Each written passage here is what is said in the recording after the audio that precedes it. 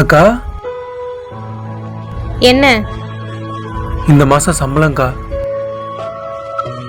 என்ன அதே 12,000 ரூபாய் தானே இருக்கு. ஏதோ 1,00,000 சம்பளத்தை கொடுக்குற மாதிரி நீட்டுற. இந்த காசை வச்சு அப்பாவோட மருந்து செலவு, தம்பியோட ஸ்கூல் செலவு, வீட்டு செலவுன்னு என்ன பார்க்க முடியும்? இந்த காசை நீயே எடுத்துட்டு போ. 7 வருஷமா அதே சம்பளம், அதே 12,000. ஒன்னுத்துக்கு உருப்படாம.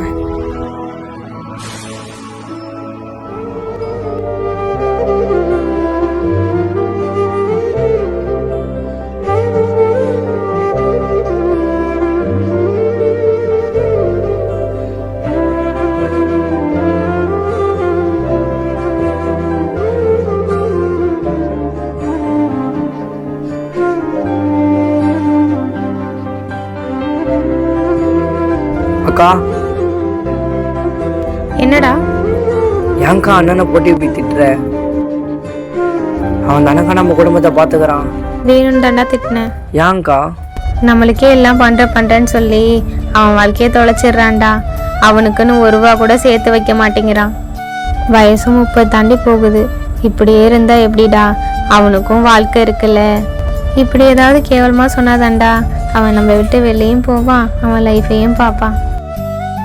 இந்த நொண்டிக்காலை வச்சுட்டு என் வாழ்க்கை இப்படி முடங்கி போன மாதிரி அவன் வாழ்க்கையும் ஆயிடக்கூடாதுடா.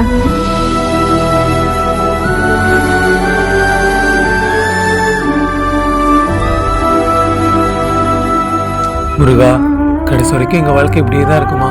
மாறவே மாறாதா? எவ்வளோ கஷ்டப்பட்டாலும் அதே இடத்துல தான் இருக்கும். என்ன வாழ்க்கை முருகா இது?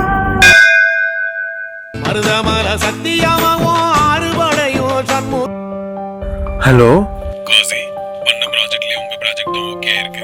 நெக்ஸ்ட் வீக்ல இருந்து நம்ம கம்பெனில ஜாயின் பண்ணிருங்க. மந்த்லி 50,000 salary ஓகே உங்களுக்கு? ஓகே தான் சார். ஓகே காசி.